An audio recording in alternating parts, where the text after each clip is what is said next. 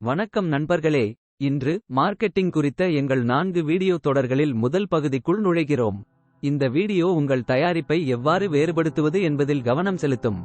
உங்கள் முதன்மை இலக்கு வாடிக்கையாளர் பிரிவை அடையாளம் காண்பதன் மூலம் தொடங்குவோம்.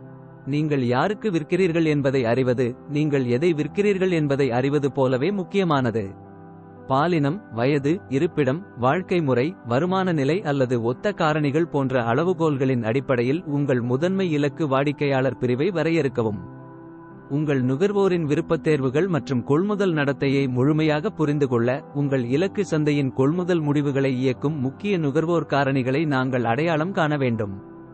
உங்கள் இலக்கு நுகர்வோர் சுகாதார உணர்வுள்ளவர்கள், சைவ உணவு உண்பவர்கள் மற்றும் நீரிழிவு நோயாளிகள். அவர்களின் குடும்பங்களுடன் அவர்கள் தூய்மை, சுகாதாரம், தரம் மற்றும் திணை அரிசி பையை பேக்கிங் செய்வதற்கு முன்னுரிமை அளிக்க முனைகிறார்கள்.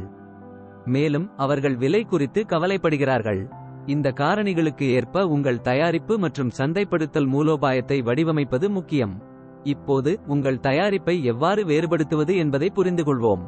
தூய்மை, தரம் மற்றும் பேக்கேஜிங் போன்ற துறைகளில் உங்கள் போட்டியை விட சிறப்பாக செயல்படுவதே முக்கியமாகும். உங்கள் தயாரிப்பை தனித்துவமாக்குவது எது என்பதை பற்றி சிந்தியுங்கள். இது தூய்மை மற்றும் நல்ல தரமானதா அல்லது ஒருவேளை புதுமையான பேக்கேஜிங்?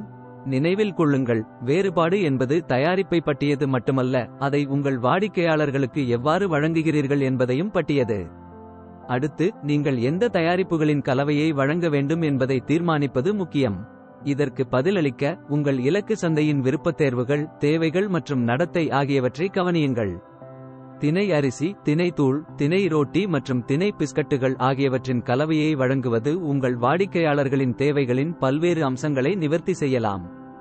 இறுதியாக, ஒரு முழு அளவிலான வெளியீட்டிற்கு முன் உங்கள் தயாரிப்பு யோசனையை திறம்பட சோதிக்க, முன்மாதிரியை சரிபார்க்க முக்கியம்.